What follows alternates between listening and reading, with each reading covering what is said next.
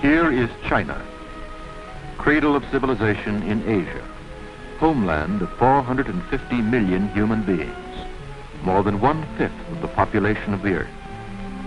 Like our own America, China is a vast and beautiful country with wide extremes of climate and contour. Scenes like these have inspired its poets and painters from time immemorial. China once seemed almost as remote as the moon to us here in America, but the airplane has brought it within 50 flying hours of our coasts, and our common struggle has brought its people close to our hearts. Today, our soldiers and theirs fight together on many battlefields. Our flyers and theirs guard the skies of China side by side. So we want to know more about these people of China, our friends and our allies, how they live and work, and about their country, which many of us will visit in the days to come. China is a land of rivers, great and small, and an important staple of food is fish. In this type of fishing, you don't have to bait a hook or worry about whether the fish will bite. The cormorant takes care of all that. These birds are slaves of a notorious appetite, a fact which the Chinese fisherman wisely turns to his own advantage. The cormorant seems to be happy in his slavery. Everyone seems contented with the whole arrangement, except, understandably, the fish.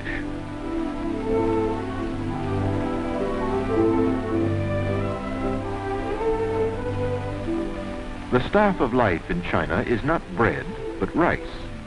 Rice fields, called paddies, dot the landscape. But even so, the country cannot raise enough rice for its huge population. In peacetime, it had to import rice from other countries. Rice grows underwater, and here the water is brought to the rice by a simple but effective mechanism, the water wheel.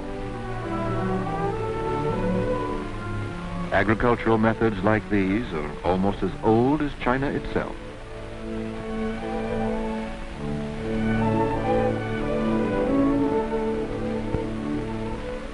The water buffalo is a popular beast of all work. Here he turns an irrigation wheel.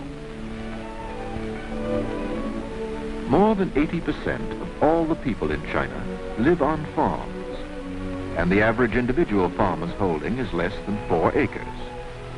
This means that every foot of fertile earth must be cultivated carefully and intensively from dawn to dusk of every day. There are hundreds of thousands of little farms, handed down from generation to generation through the centuries, and work today with the same tools and methods as of old. The Chinese raise vast crops of wheat, tea, beans, millet, and other cereals and grains. They've never been prosperous enough to support cattle and sheep on the yield of their tiny farms. And comparatively little land is given over to pasture. Land is simply too valuable and must be devoted to subsistence crops. Experts from our own Department of Agriculture are now working with the Chinese government on a program of scientific farming, studying such problems as soil conservation, erosion, and reforestation. After this war, an agricultural modernization probably will accompany the industrialization of the country, for the machine and modern scientific methods have come to China to stay, and perhaps to put an end to want and famine, as well as to scenes like these. Where there are so many mouths to be fed, nearly everybody has a job to do. Yes, in China, everybody works. Well, nearly everybody. Here's a handsome and healthy-looking family, and a typical farm home in the north.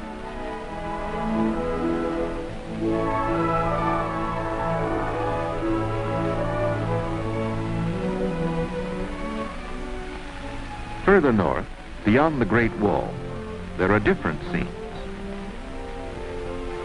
This is a country of wild mountains and wastelands, of nomadic tribes of herdsmen and horsemen. And it's the home of the famous Mongolian ponies, whose ancestors carried the legions of Genghis Khan on their conquest of the ancient world, a conquest that led to the very gates of Vienna, that overran Russia and ruled the earth from Korea to the Volga. The cowboys of our own Wild West could hardly show these riders any tricks of horsemanship. You'll notice that instead of a lariat, they use a long pole with a noose at the end. And they invariably get their horse.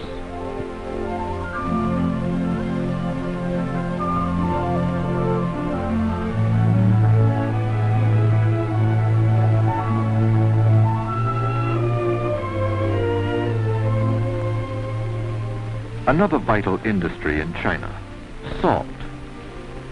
This arrangement of sails catches every wind that blows and thereby turns the pump that brings the salt up from the mine.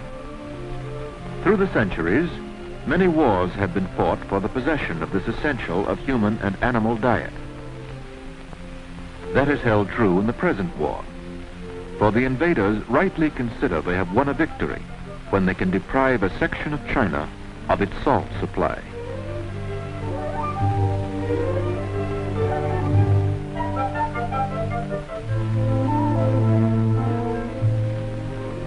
Even ice and snow do not stop the important business of fishing.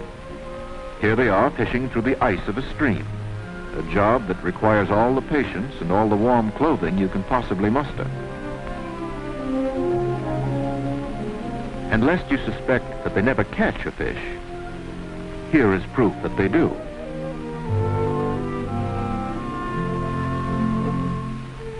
This seems to be something that the youngsters in America never thought of, spinning their tops on ice.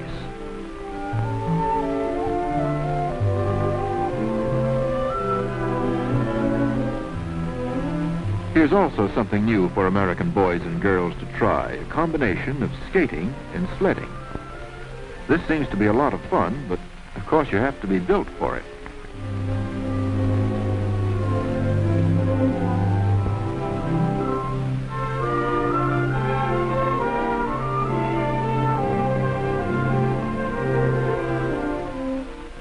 In the interior, problems of transportation are solved in many different ways. For cross-country journeys through desert country, they use the camel as in ancient times. When the Burma Road was closed for a time in 1940, camel caravans from Russian Turkestan were China's principal supply line to the outside world. In transportation, there is always the mule, everywhere on Earth and everywhere in China. The mule is unbeatable as a burden carrier where the going is rough and highways non-existent, as in most of the interior. The government's initial 10-year program calls for something like 200,000 miles of modern roads in the period of Reconstruction, plus nearly 20,000 miles of railroads and a network of airlines for passenger and freight. But meanwhile, there is the mule.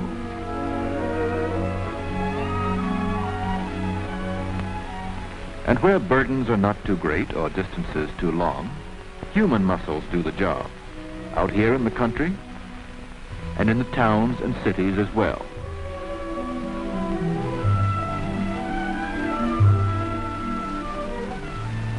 Transport by river and canal is a vast industry.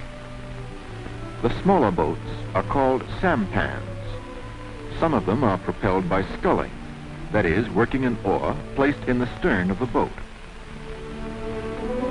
They hoist a small sail when the wind is favorable. The word junk is usually applied to the larger boats with tall sails. Some of these are capable of navigating the oceans.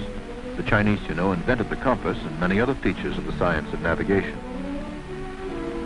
For thousands of families, the family boat is their only possession in the world. The sampan is their home in every sense of the word. They cook their meals, eat and sleep there, and gain a slender livelihood from the sale of fish that they catch, or from the delivery of small cargoes of freight. Along the riverfront in this crowded city, the houses rest on stilts to protect them against floodwaters. This, of course, is Chongqing, temporary capital of China. This ancient city was abruptly transported into the brutal realities of the 20th century in 1938, when Nanking fell, and the government needed a new capital. They chose Chongqing, 1,100 miles to the west, deep in the interior, beyond the rugged mountains. It was as if we had moved our own government from Washington over the Alleghenies and beyond the Mississippi, without railroads or highways to travel on. Chongqing is famous for its steps, as London is famous for its bridges, and New York for its skyscrapers. From the river's edge to the heart of the city, the pedestrian must climb a total of 360 steps, for Chongqing is built on and around a mountain. Now we are on the great Yangtze River, which flows by Chongqing from its sources in the eternal snows of the mountains of Tibet and continues on eastward through the heart of China to the China Sea at Shanghai. The gorges of the Yangtze are world famous for their majestic beauty. Navigating the turbulent Yangtze is a stiff challenge to the strength and ingenuity of the boatman. Shoals, rocks, and treacherous currents are a continual menace. One of China's post-war tasks is to enlarge and deepen the channel of its mighty rivers and harness them so as to prevent flood as well as shipwreck. In the future, engines will provide the power to master these rivers, but for the present, there remain grueling tasks for human muscles.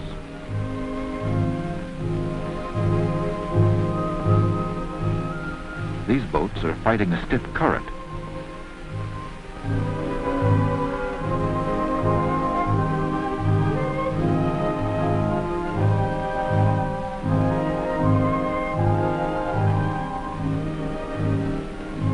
The crew of one finds the task of rowing impossible, and so wades to shore and takes up the job on land.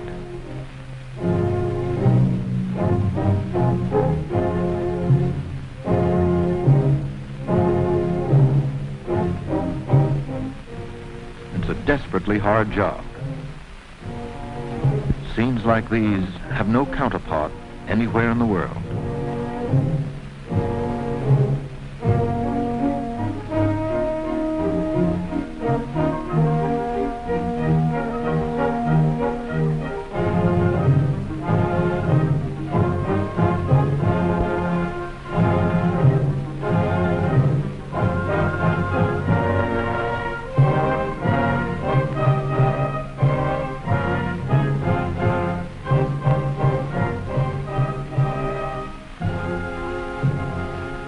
This boat has found still waters. Here is a stream that defies navigation, but nevertheless it serves another old familiar human purpose, as the neighborhood laundry tub.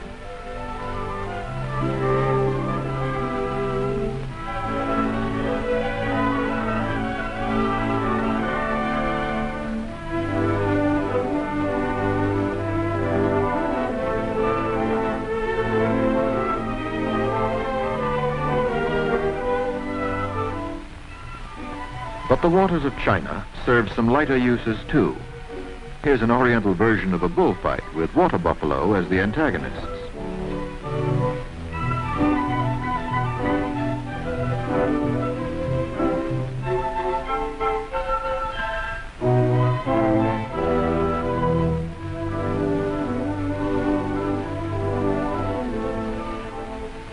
The only danger points in this fray seem to be the toes of the fight fans. Certainly these iron-headed beasts seem to be enjoying it. And here we have the winner and the new champion. One of the most colorful types of Chinese sport and pageantry is the Dragon Boat Festival. The history of this goes back to ancient times, and various stories seek to explain its origin. One popular version says that a renowned poet-statesman drowned himself in the river as a protest against corrupt government, and his friends set out in their boats to recover his body. Each year, on the anniversary of his death, they went to the river again to call up his spirit to witness that they were true to the cause for which he died. But today, The Dragon Boat Festival survives as a race between long canoes, some of them manned by as many as 70 men. Each community along the river has its entry, and the townsfolk come along to cheer the competitors.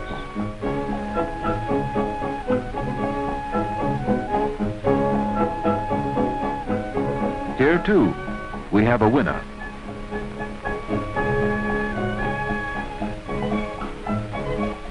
But sometimes the rivers of China turn unkind, and the disaster of flood visits the countryside.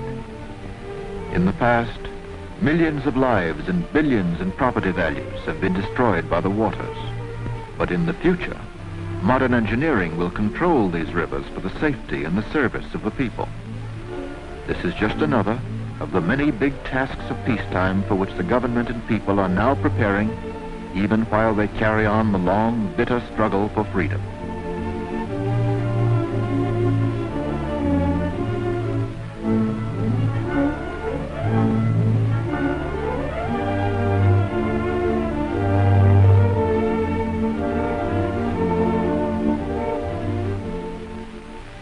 China has been called the sleeping giant because it clung to the ways of the past while the younger civilizations of Europe and America embarked on the Industrial Revolution. But in the years following 1911, when the reign of the Manchu emperors was ended, China began to relax its old rigid tradition of farm and village culture and to emerge into the modern world. This progress was slowed down by the civil wars that were the birth pangs of the new republic. But the Industrial Revolution had begun, and the Chinese were showing a natural aptitude for the use of the machine. The great seaport of Shanghai was a center of this new industrial life. Shanghai was first attacked by the Japanese in 1932, a year after their seizure of Manchuria. And from then on, the Chinese worked rapidly to build the wealth and the productive power which they knew they would need to withstand the inevitable assault on China proper.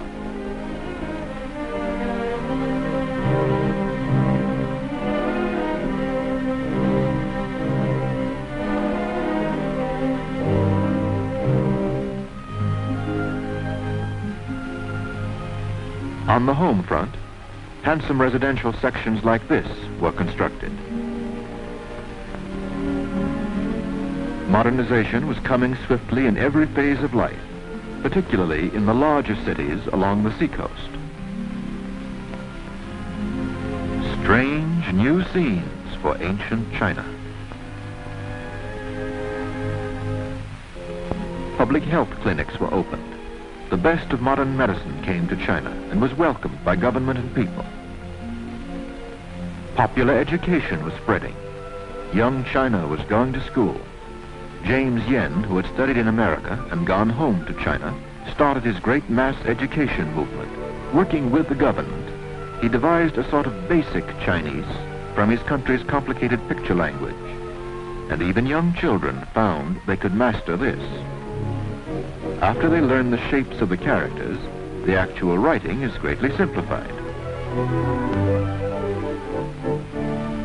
This pretty little girl seems to be having no trouble. China was building strong minds and strong bodies, aware of the importance to the nation of a vigorous and informed youth. Here's a young fellow who means business.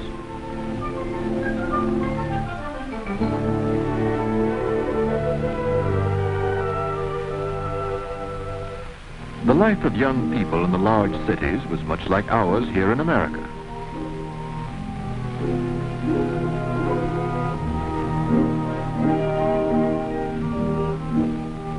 It was for China a renaissance, a swift but ordered march into the modern world, a remarkable achievement for a people that had always held the ways of the past in deepest reverence. Here are examples of the young men and women the colleges were producing. Fine representatives of new China, studying the arts of peace. But peace was not on the program of the ambitious rulers of the island empire across the China seas.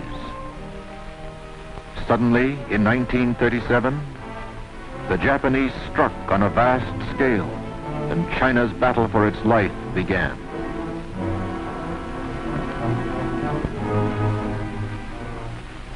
Then, different scenes. Defenseless, unoffending people fleeing from the horrors of total war. 50 millions of people like these were the victims. Up and down the land of China, they were driven from their homes, separated from their loved ones. And each one who survived had a story of terror and death to tell.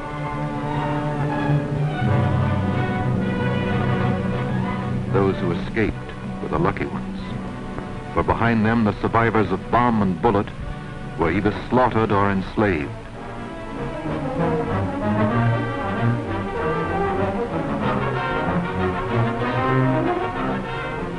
China had so many Coventrys, so many Liebitzes, that it long ago lost count of them.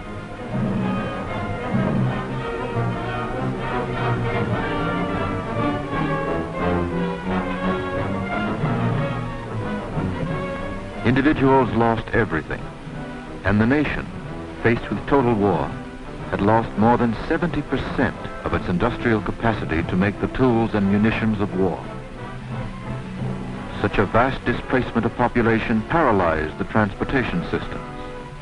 In the confusion, it soon became a matter of every person for himself as the people sought what safety there was in the interior. Millions that the bombs did not kill died of starvation. And those were indeed fortunate who found strength in the rice bowl to struggle on.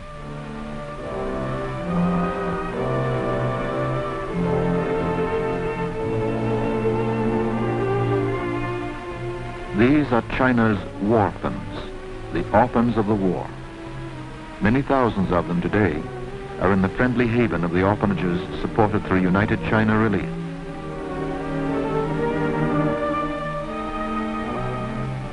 Thus began the greatest mass migration in modern history.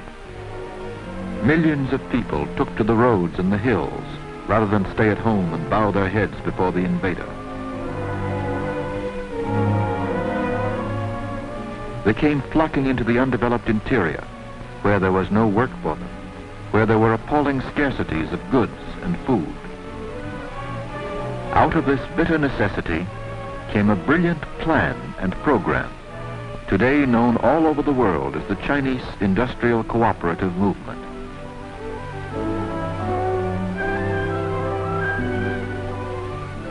Here, the refugees register for food and a job in the workshops. The cooperatives set up their first meager equipment in small units in the walls of cities, in caves in the hills, under trees, or wherever shelter could be found from the weather and from roving Japanese bombers. Often they had to use century-old methods for lack of modern tools.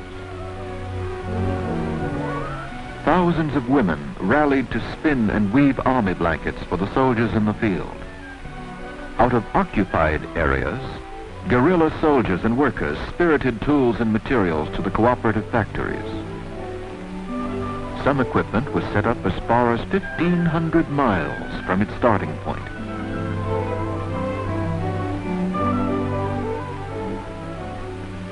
Soon new types of machines were produced that could be used by the cooperatives under emergency conditions.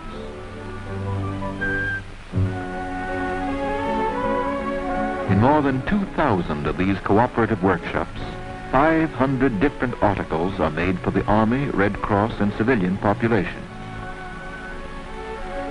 Thus, many refugees of China who had lost everything, even hope itself, were blessed with the gift of work and the chance to help their country win its fight for freedom. At this canvas cooperative, the day's production is ready for shipment to the armies in the field. The mule train starts out on its overland journey to the front lines. Medical supplies for the hospitals and first aid stations are prepared, and surgical dressings for the wounded. The Red Cross takes on the cargo, and in the battle zones, nurses bring in the wounded from the field. Seldom do they have anesthetics or sulfa drugs, but they do with what they have. Here is a retreat for soldiers who have been wounded or disabled in action. These patients have rejoined the fight on the production front. Millions of young men like these have given their lives for the defense of China. Millions of young men. No other nation has paid a greater price for freedom.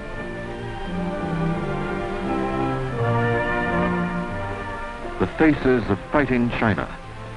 Good comrades for us to have in this gigantic war we fight in Asia and the Pacific.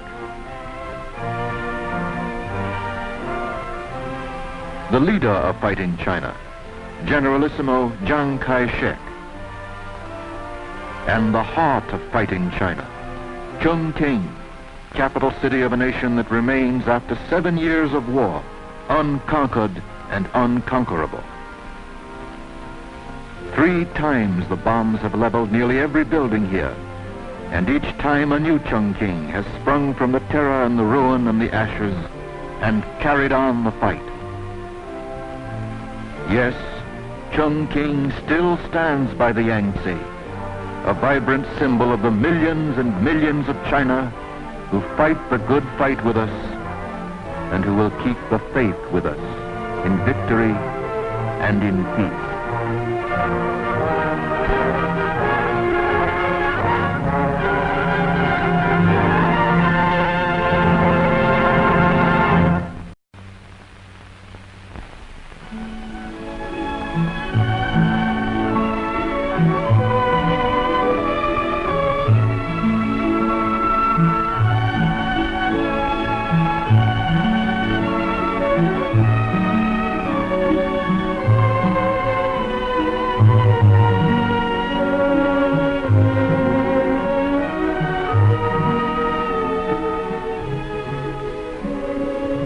Here is China, cradle of civilization in Asia, homeland of 450 million human beings, more than 1/5 of the population of the earth. I want to know more about these people of China, our friends and our allies, how they live and work, and about their country, which many of us will visit in the days to come. China is a land of rivers, great and small. And an important staple of food is fish. In this type of fishing, you don't have to bait a hook or worry about whether the fish will bite. The cormorant takes care of all that. These birds are slaves of a notorious appetite, a fact which the Chinese fisherman wisely turns to his own advantage. The cormorant seems to be happy in his slavery. Like our own America, China is a vast and beautiful country, with wide extremes of climate and contour. Scenes like these have inspired its poets and painters from time immemorial. China once seemed almost as remote as the moon to us here in America, but the airplane has brought it within 50 flying hours of our coasts, and our common struggle has brought its people close to our hearts. Today, our soldiers and theirs fight together on many battlefields. Our flyers and theirs guard the skies of China side by side. So we ones like these are almost as old as China itself.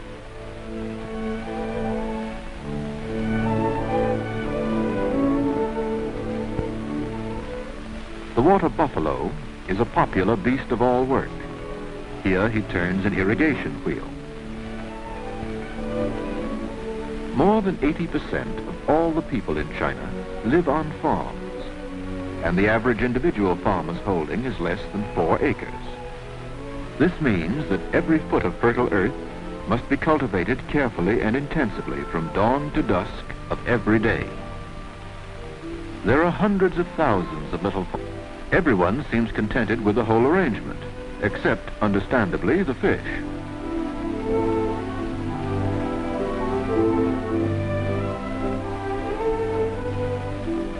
The staff of life in China is not bread, but rice.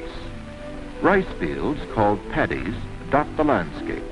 But even so, the country cannot raise enough rice for its huge population. In peacetime, it had to import rice from other countries.